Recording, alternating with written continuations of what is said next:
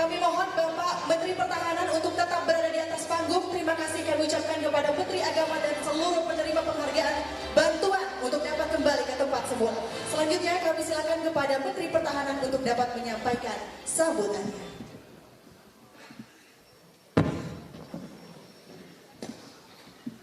Bismillahirrahmanirrahim. Assalamualaikum warahmatullahi wabarakatuh.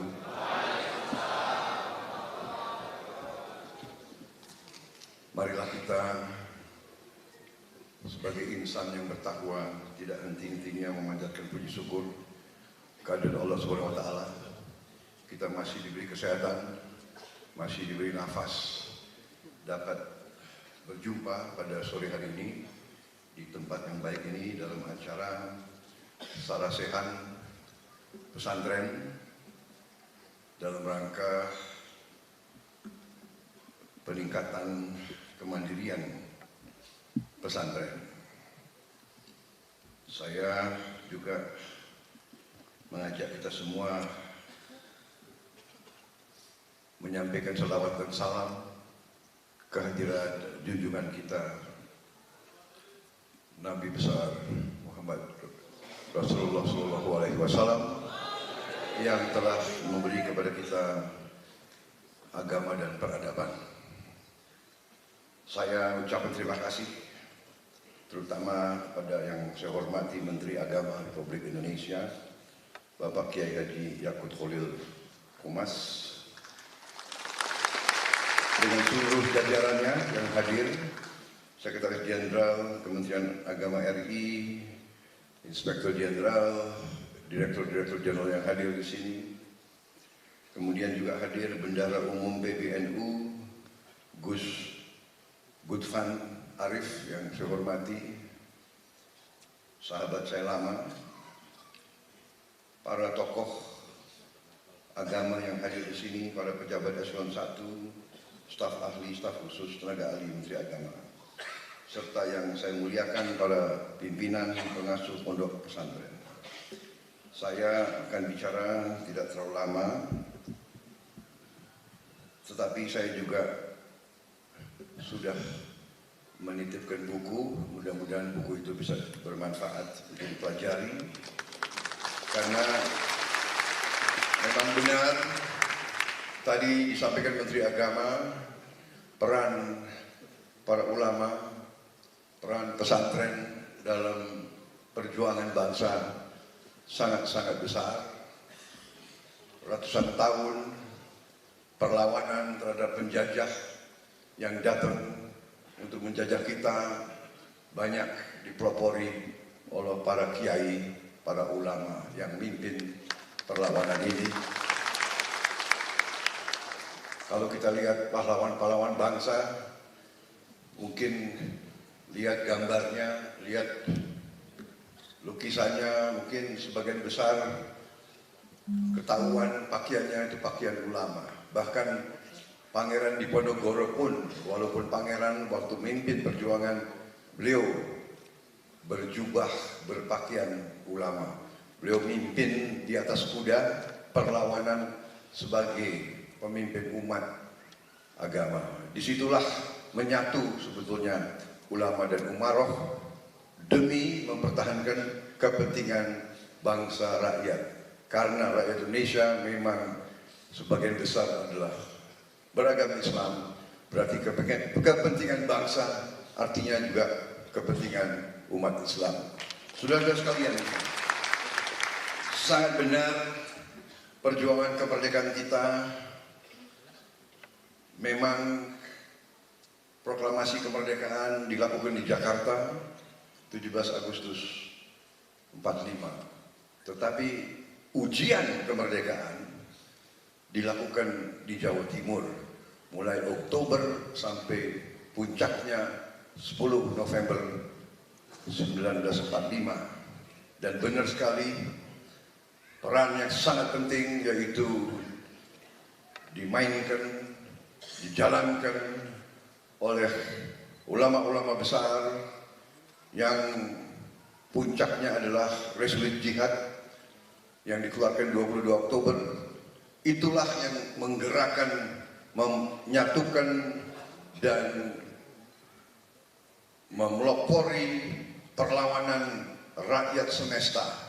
Dan disitulah sampai sekarang sistem pertahanan Indonesia kita sebut sistem pertahanan kita adalah pertahanan keamanan rakyat semesta. Indonesia dalam sejarahnya melawan penjajah dengan seluruh kekuatan. Tidak ada tentara aktif dan tentara tidak aktif, karena dulu tidak punya tentara kita. Tidak, jangankan tentara, tidak ada negara. Kita belum punya anggaran, kita belum ada APBN. Jadi ini semua adalah rakyat yang bangkit, rakyat yang angkat senjata, dan konsep inilah yang ternyata berhasil kita memukul keluar para penjajah. Kita tidak boleh lupa bahwa bangsa kita termasuk bangsa yang kaya.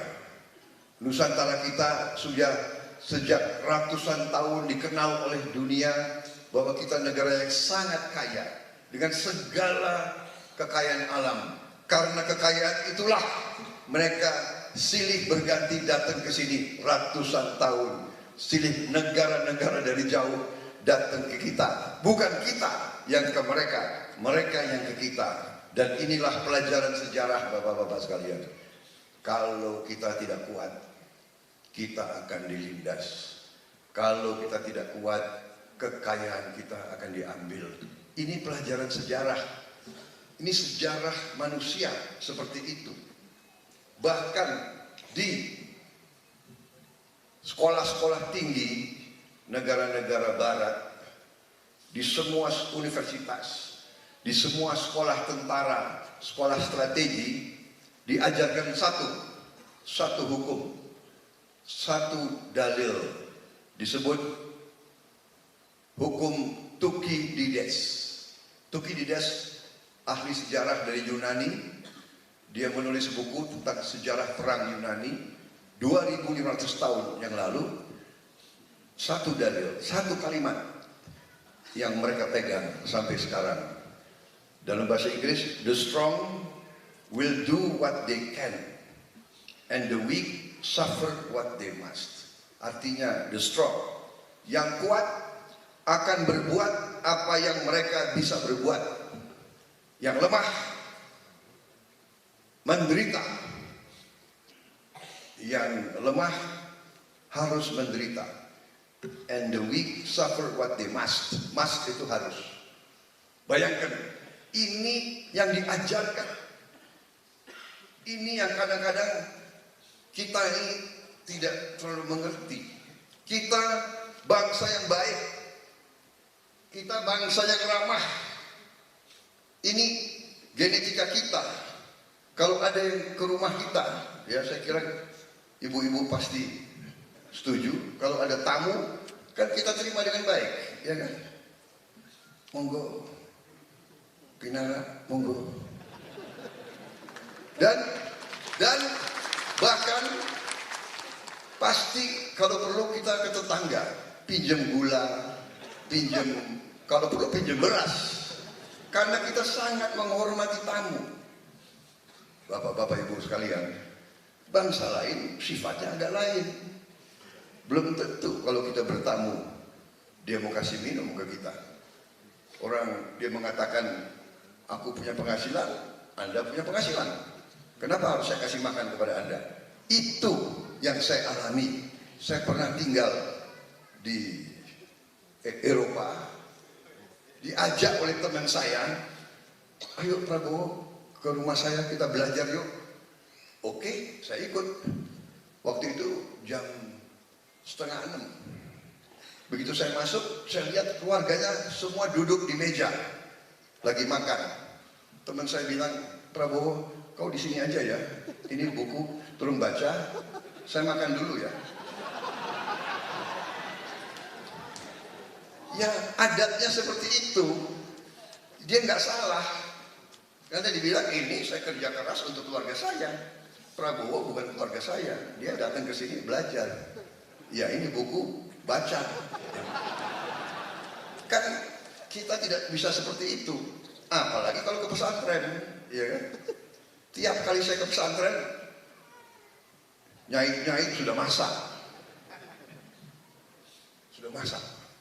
Dan kalau kita nggak makan, waduh, terpaksa makan, ya kan? Padahal saya harus ke 3 pesantren lain. Jadi makan. Jadi kalau waduh ini. Dan di pesantren kalau kita makan ditungguin. Nyai-nyai tungguin semua itu. Hati-hati. Bener Bu? Bener kan? Ya kan? Dimakan nggak nih? Dimakan. Ya. Walaupun sudah kenyang, makan. Waduh. Jangan sampai nanti nggak diterima di pesantren ini kan gitu.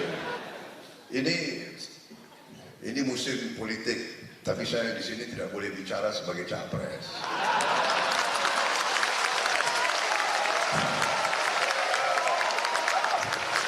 Ada wartawan ya. Jadi saya mau tegas di sini ya. Saya tidak minta dukungan dari bapak-bapak ibu. Saya di dalam hati berharap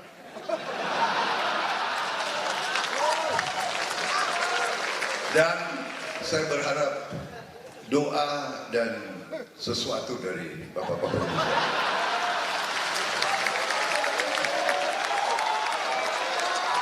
Gak salah kan? Apa dilarang berharap? Di dalam hati saya berharap bahwa bapak-bapak ibu-ibu tidak lupa dengan saya. Kan gak salah. Tidak lupa, jangan sampai lupa pada hari-hari yang penting. Ini nanti ada yang rekam, aku kena lagi. Bapak-bapak ibu sekalian, tadi pertahanan keamanan kita harus kuat. Kalau kita tidak kuat, itu yang terjadi kepada saudara-saudara kita di Gaza, di Palestina. Itu yang terjadi. Karena ada bangsa-bangsa yang hanya mengandalkan kekuatan fisik, hanya mengandalkan kekuatan militer. Karena itu pelajaran dari mana-mana, pelajaran dari di Ukraina, pelajaran dari Gaza, saudara-saudara kita sedang mengalami suatu penderitaan luar biasa, suatu serangan luar biasa. Begitu banyak anak-anak kecil yang jadi korban. Ini memberi peringatan kepada kita bahwa bangsa Indonesia harus kuat. Karena bangsa Indonesia, kita bangsa yang ramah, kita bangsa yang halus, kita bangsa yang tidak pernah mau ganggu bangsa-bangsa lain. Tapi kita selalu diganggu, kita selalu diadu domba, kita selalu dipecah belah. Kekayaan kita diambil terus. Sekarang alhamdulillah Indonesia merdeka, tapi Indonesia walaupun merdeka selalu diganggu. Tapi alhamdulillah presiden demi presiden telah berbuat, dan kita sampailah hari ini di titik yang baik bahwa kita sangat mungkin lompat menjadi negara yang sangat makmur, dan ini harus kita akui. Dan marilah jangan kita selalu pelit memberi penghargaan, bahkan kadang-kadang lupa dengan jasa-jasa pemimpin-pemimpin kita. Kadang-kadang sifat-sifat keserakahan, sifat-sifat ambisi untuk suatu jabatan membuat ada di antara kita yang selalu mencaci maki, selalu mengejek, selalu mencari-cari kelemahan. Saudara-saudara sekalian, kita harus punya sekarang kedewasaan, kita harus punya kearifan, kita harus punya suatu jiwa besar untuk bersatu. Pemimpin-pemimpin Islam di Indonesia memiliki jiwa besar. Pada saat mendirikan Republik ini, justru pemimpin-pemimpin Islam yang akhirnya mendorong, mendukung, dan melahirkan Pancasila. Justru ini yang harus diketahui oleh seluruh rakyat Indonesia. Justru pemimpin-pemimpin Islam yang mendorong dan yang menghasilkan Pancasila yang bisa mempersatukan seluruh bangsa Indonesia. Banyak yang tidak mengerti, dan Islam kita, alhamdulillah, adalah Islam yang moderat, Islam yang rahmatan lil alamin, dan ini juga pengaruh dari pemimpin-pemimpin kita seperti Gus Dur, pemimpin-pemimpin kita yang selalu memimpin dengan kebaikan, dengan moderasi, dengan kesejukan, dan dengan membuka diri berbicara dan berhubungan dengan semua agama, semua suku, semua ras di dunia ini. Inilah kenapa Islam di Indonesia sangat dihormati dan sangat diterima oleh seluruh dunia. Mudah-mudahan ini akan membuat kita bisa berperanan lebih baik. Jadi dengan kebangkitan Indonesia, saya sangat ingin menyampaikan penghargaan yang sangat tinggi kepada Kementerian Agama, kepada Menteri Agama dan seluruh jajarannya yang telah menjalankan suatu program yang menurut saya luar biasa, yaitu inkubasi bisnis untuk semua pesantren kita, ya, yang memang cita-citanya sampai semua pesantren 5.000 lebih, sekarang saya dengar baru 2.600, dan ini sudah sangat berhasil. Dan insya Allah program semacam ini kita tingkatkan, kita teruskan supaya semua pesantren kita mandiri. Saya kira ini juga sesuatu yang harus kita akui adalah suatu prestasi Presiden Joko Widodo. Beliau, saya kira, presiden yang sangat memikirkan pesantren. Di bawah beliau, ya kan, beliau yang mengakui adanya hari santri, kemudian beliau melahirkan konsep-konsep besar, dana abadi pesantren, yang harus kita implementasikan, kita wujudkan.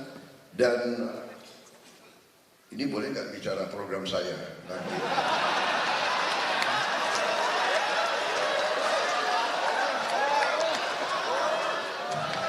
Nanti disempret, ya. Pokoknya saya sudah menyatu dengan Pak Jokowi.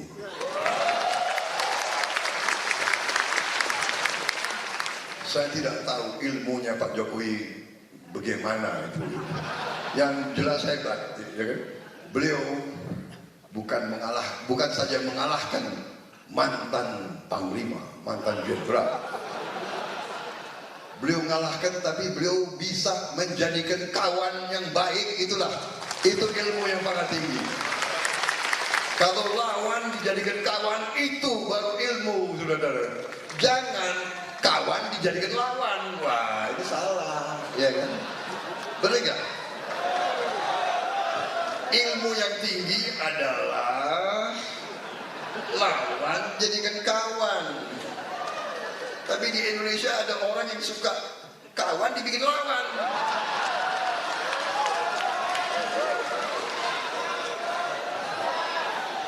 Prabowo Subianto jangan dikasih podium lama-lama.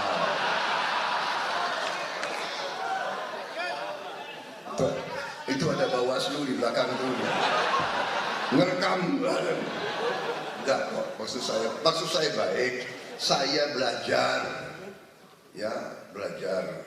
1000 kawan terlalu sedikit, 1 lawan terlalu banyak. Nah ini ilmu kepemimpinan, ilmu negarawan yang dimiliki Pak Jokowi.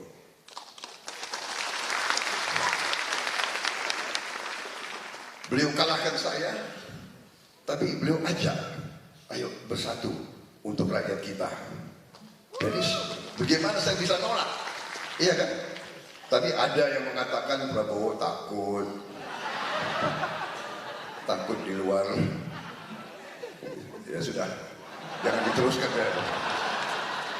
Antum mengerti kan?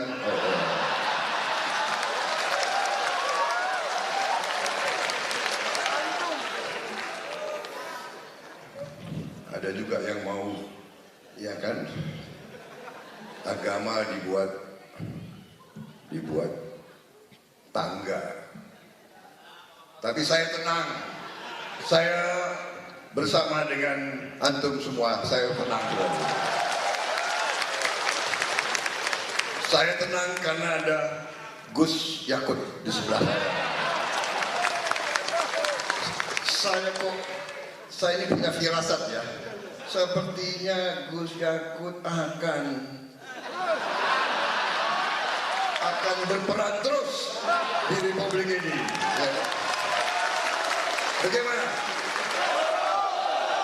Tapi ini firasat. Tanya aja beliau, firasat.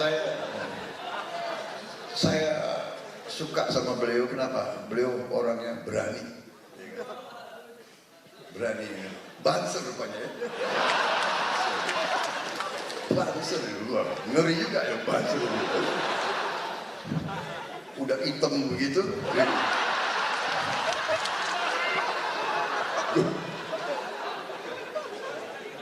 Berarti selalu di matahari. Ya. Yang kita curiga yang kuning-kuning, putih-putih di AC terus. Tidak dekat sama rakyat, tidak dekat sama santri. Iya kan?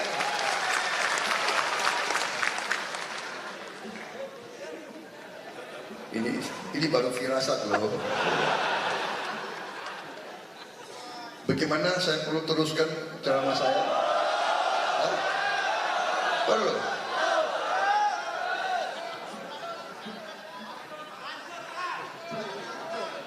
Tapi nanti dituduh visi dan misi. Ini gini aja, pemerintah ya, pemerintah. Jadi bapak-bapak ibu sekalian, bagaimana nanti, ya kan, pemerintah yang akan datang, siapapun yang memerintah nanti, siapapun ya, harus berpihak kepada rakyat Indonesia.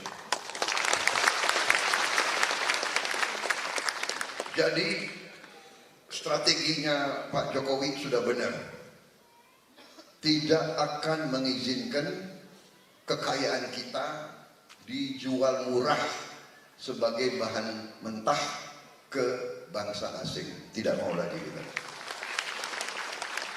Semua kekayaan alam kita harus diolah di bumi Indonesia. Dan kebijakan itu dinamakan hilirisasi.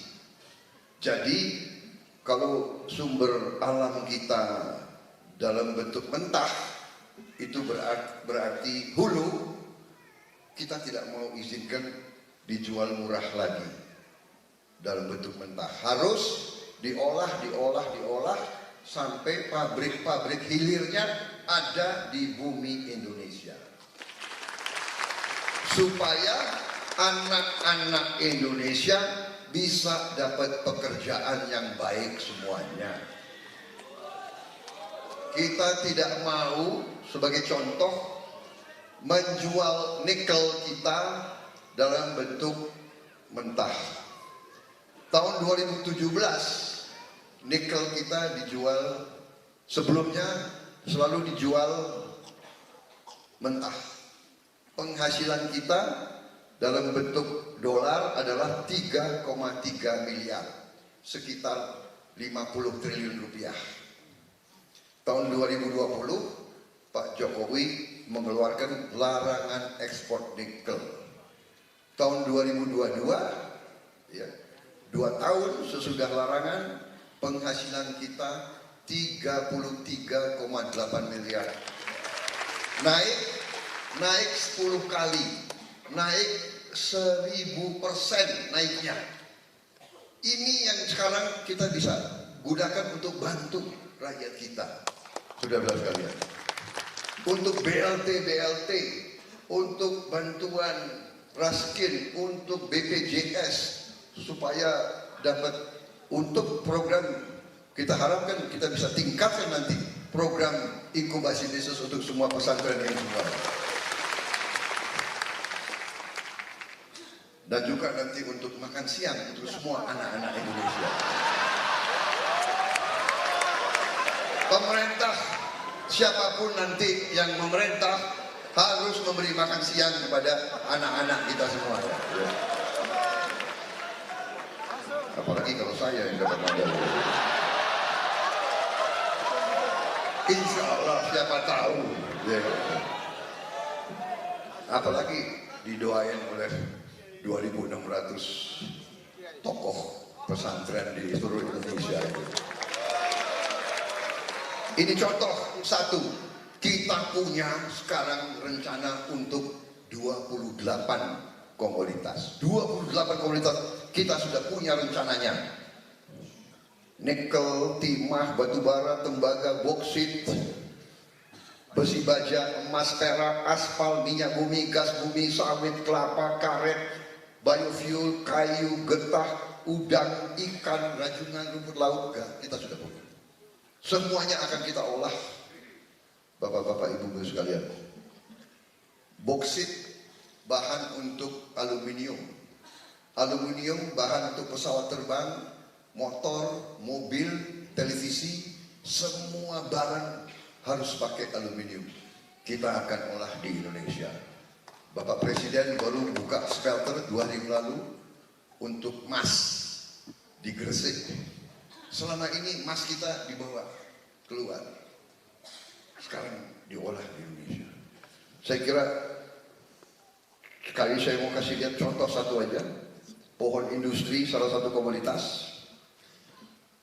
Ini pohon industri yang kita sebut pohon. Kita bikin rencana seperti pohon. Kelihatan di ujungnya nanti bahan nikel ini bisa nilainya naik 67 kali. Tadi baru 10 kali. Nanti akan naik 67 kali. Bapak-bapak, ibu-ibu sekalian. Nah, jadi ini saya punya, ada di sini 42 slide. Tapi waktu nggak keburu. Jadi saya tinggalkan, tapi intinya adalah kita bersyukur kehadirat Yang Maha Kuasa telah memberi kepada kita karunia yang demikian besar. Dan kita sekarang, kita harus berusaha nantinya untuk mencari pemimpin-pemimpin yang bisa mengumpulkan putra-putra, putri-putri terbaik bangsa Indonesia untuk bisa menjaga kekayaan ini. Dan tidak hanya menjaga, mengelola, memimpin, mengelola, supaya membawa Indonesia menjadi negara yang hebat. Dan ingat, hanya dengan kita punya kekuatan untuk menjaga kekayaan ini, dan diantaranya pesantren-pesantren kita juga harus kuat, juga harus mandiri, juga tidak boleh nanti tergantung sama orang lain. Cita-cita kita pesantren-pesantren itu bisa kuat dan mandiri sehingga bisa menghasilkan pendidikan yang terbaik untuk santri-santrinya, untuk santri-santriwatinya ini. Itu yang kita cita-citakan, dan saya yakin bahwa kita bisa mencapai itu karena semuanya sudah ada, tinggal kita menjaga dan mengelolanya. Saya kira itu yang ingin saya sampaikan. Terima kasih atas undangan ini dan saya siap dalam waktu yang akan datang kalau ingin diskusi lebih rinci dengan saya dalam forum yang lebih tertutup, nggak ada wartawan, sehingga saya bisa lebih terbuka, ya kan? Sekarang harus sangat hati-hati, apalagi ada podium, ada mikrofon, ya kan? Ini musim politik, tapi politik adalah kewajiban kita. Kalau kita tidak berpolitik, ada yang mengatakan kalau orang-orang baik diam semua, kalau orang-orang baik tidak mau berpolitik, berarti orang-orang tidak baik yang akan berkuasa. Itu dari saya. Wassalamualaikum warahmatullahi wabarakatuh. Terima kasih perhatian saudara-saudara, dan semoga program ini inkubasi bisnis pesantren menuju pesantren yang kuat dan mandiri akan berhasil terus dan akan diperkuat terus di masa yang akan datang. Terima kasih. Selesai. Terima kasih. Semoga kembali ke tempat masing-masing selalu dilindungi oleh Yang Maha Kuasa. Terima kasih. Terima kasih Bapak Menteri Pertahanan Republik Indonesia, Bapak Prabowo Subianto. Terima kasih Bapak.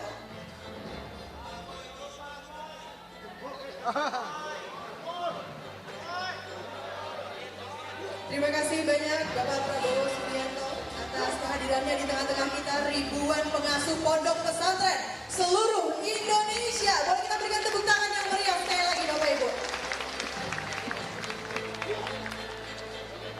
Doa dari Pak Prabowo tadi juga, ya, tentu saja mudah-mudahan